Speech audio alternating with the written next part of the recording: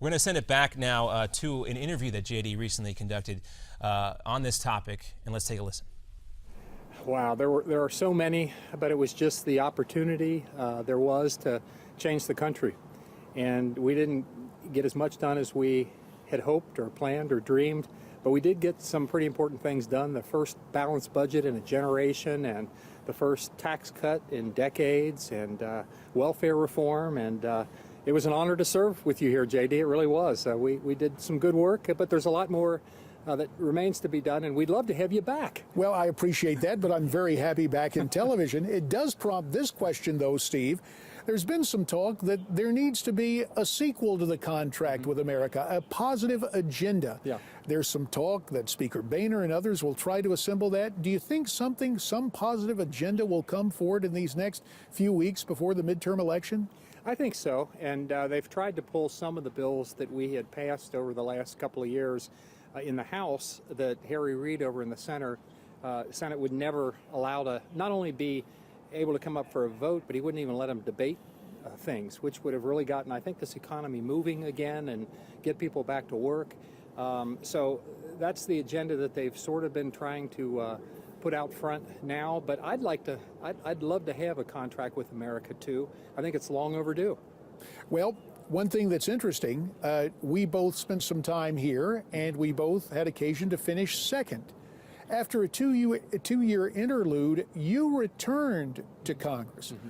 What did you learn in those 2 years away from working in Washington?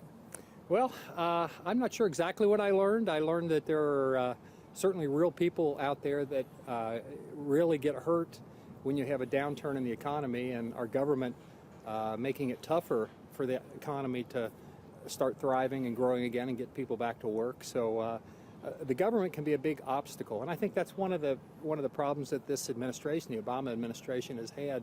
They really think that government is the answer, and you and I and a lot of other folks think, as Ronald Reagan did, that government, it's not the solution, it's the problem itself. And the sooner we learn that lesson, I think the better off we as a nation will be. Steve Chabot, taking a look back, where we were 20 years ago, where we are as a nation right now, you've been here and spent a lot of time. Mm-hmm. Give me your perspective. Theodore Roosevelt spoke of work worth doing. Mm-hmm. In the final analysis, service here, though lampooned and criticized and chastised, is it work worth doing? It certainly is.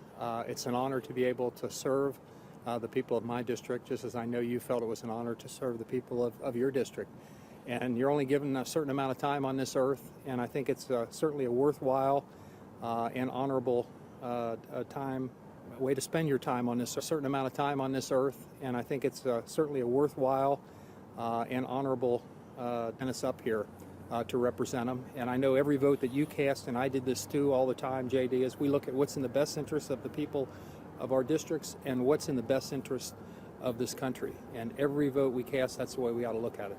And there on the west side of Cincinnati, a seat that stayed with Democrats for so long, mm-hmm. you have established, one is never comfortable serving the side of Cincinnati, a seat that stayed with Democrats for so long, mm-hmm. you have established, as we look at the state of Ohio, the Republican convention, following the midterms, will be in Cleveland in 2016. Mm-hmm. There is some buzz about a couple of our former colleagues. Mm-hmm. Your current governor, the old Budget Committee Chairman, John Kasich, and our mutual pal from Cincinnati, now serving in the other chamber, Senator Rob Portman. That's right. When you hear presidential talk about old colleagues,